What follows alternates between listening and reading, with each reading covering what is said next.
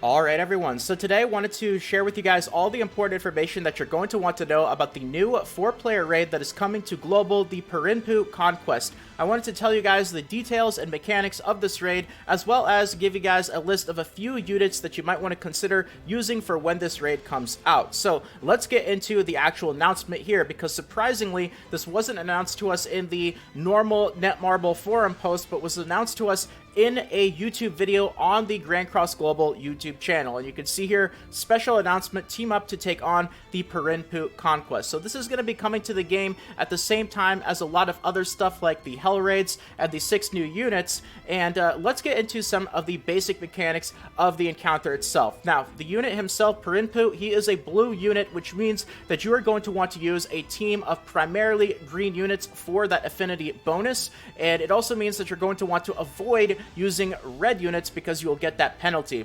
Now, another important thing is you are going to want to aim for 160,000 combat class for your team to make sure that you go first. And even though this is a 4-player raid, that 160,000 combat class, that is a solo requirement that you are going to need yourself for your team of 4 units. Now, other really good news is those of you guys who've been playing the game for a couple of months, if you guys played through the Attack on Titan collaboration, there's a lot of mechanics to this new Pirinpu raid that actually follow the Colossal Titan raid. So you should be able to follow along much easier if you guys have been playing the game for a few months already.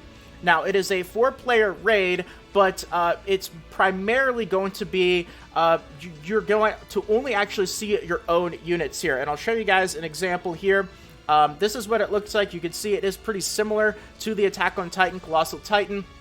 So even though you are grouped up with 3 other players, the actual battle screen itself is just your own team, and basically the co-op aspect of it is you are comparing damage and competing against your own team members for damage on a leaderboard to get more rewards, as well as a shared health pool for the actual boss. So the amount of damage that your team members do will still share to the total HP of the boss, but you're not actually coordinating with them directly with the moves that you do, and so on and so forth. Now let's get into a little bit behind the actual menu here. You guys can see that there is another type of currency that you are going to need in order to start up this raid as the host. Of course, if you want to join somebody else's run, you can do that. But if you want to start your own run, you're going to need these materials that you end up just getting throughout the game. They're going to drop in other aspects of the game, and you need 30 of them. And just like the Colossal Titan raid, unless they end up changing it on global, it takes the same amount of this currency in order to open up any of the difficulties. So that's something to keep in mind. Generally, though, the currency is not really the biggest issue, so I wouldn't really worry about it too much. If you guys did play through Attack on Titan, we all ended up with so many of those extra boss token currencies to enter that it just ended up getting vendored after a little while. But let's get into the actual event shop here so you guys can see some of the stuff that you can end up getting throughout this raid with the currency. And a big thing that should be coming, considering that this update is going to be out with the Hell Raids, the new units, and costume upgrades, is you should be able to buy the new costume upgrade materials from this raid, which is really awesome, especially if you're going to have a long list of costumes that you want to work on right away. So that will use some of the currency that you actually get from the raid.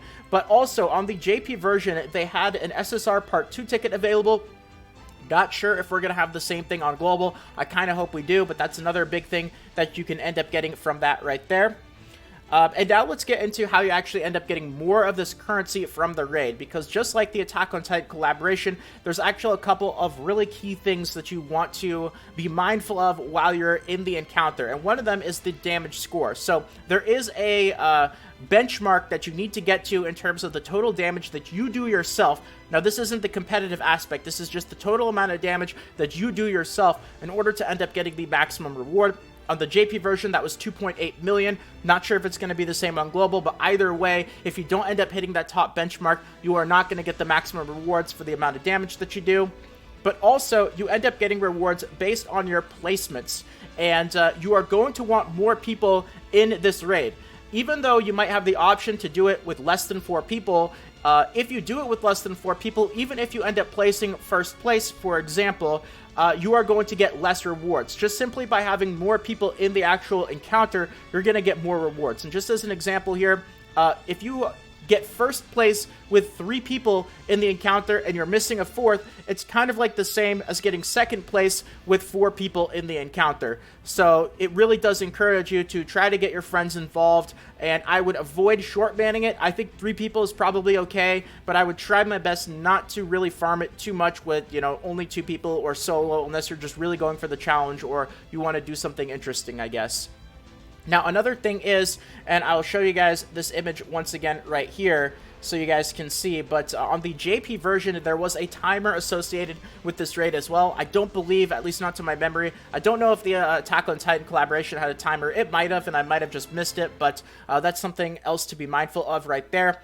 But that's pretty much all the important information about the encounter itself, the rewards, how to get the most points, all that sort of stuff. But now let's get into some of the units that you might want to consider bringing to this new raid.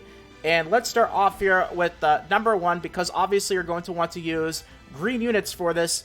And at the top of the list here is definitely going to be green Escanor. So if you guys have green Escanor, really, really awesome unit to bring. And also, a big thing about this raid is the damage from your ultimate. So if you guys not only have green Escanor, but if you have more than 1 copy of him and have his ultimate leveled up, he's going to be a huge, huge bonus to this raid right here. So green Escanor is a great unit. Now, number 2 here, I want to bring up Jericho, not necessarily because she's the absolute best. I think there's probably some other units here that might be better, but because she is free-to-play friendly, she is, you know, one of the starting SSRs that you're probably going to end up getting early on. And also, those of you guys who've been playing for the while, there's a really high chance that you have her ultimate level really high or maxed out. And even though she's pretty squishy, she takes a lot of damage, she also does a lot of damage as well. And considering she's super free-to-play friendly, you can have her ultimate really high level, and ultimate damage is so important on this encounter. Definitely not a bad unit to bring at all.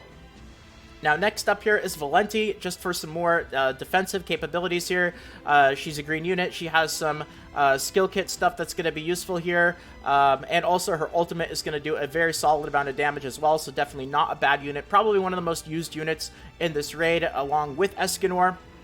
Now, another consideration to make here is green Estarossa. If you guys have him, I don't think he's a bad unit to bring at all. You don't have to use all these units, by the way. This is just kind of like a short list here of some of the more popular units that you might want to consider bringing, but any decent green units that you want to use, totally fine. Estarossa is on that list right there. And the very last unit that I want to mention here is actually a new unit that should be coming out with the release of this raid, and that is Green Demon Meliodas. That's right, if you guys do decide to summon on the new banner and you do pull Green Demon Meliodas, he is actually pretty decent for this new raid right here. So definitely consideration. Now, is it worth pulling Green Demon Meliodas just for this raid? Absolutely not. But if you guys are going for that banner anyway, because you want to end up getting the bonuses, the costumes, all that sort of stuff, and you do somehow end up getting him, he's definitely a good unit to bring to this raid. So anyway, I didn't really want to make this video too long. I just wanted to kind of get into the basics and the rundown of how this new encounter is going to work, as well as some suggestions for units. But that's going to be about it for the video for today. So I hope that you guys enjoyed. And if you did, you want more videos like this in the future, consider subscribing to the channel. Feel free to toss a quick like as well. It really does mean more than you can imagine. So thank you so much to all of you guys who decide to do that. And more Grand Cross Global videos should be popping up on the screen right about now, or the suggested videos to right or below. Feel free to check them out, but if not, until next time, take care everyone. This is Salt of the Salty Guild, signing out.